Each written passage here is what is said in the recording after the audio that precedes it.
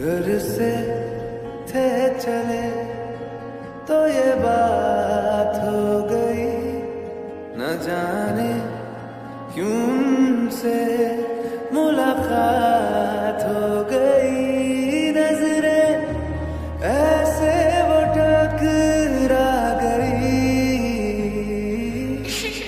कि हमें आशिकी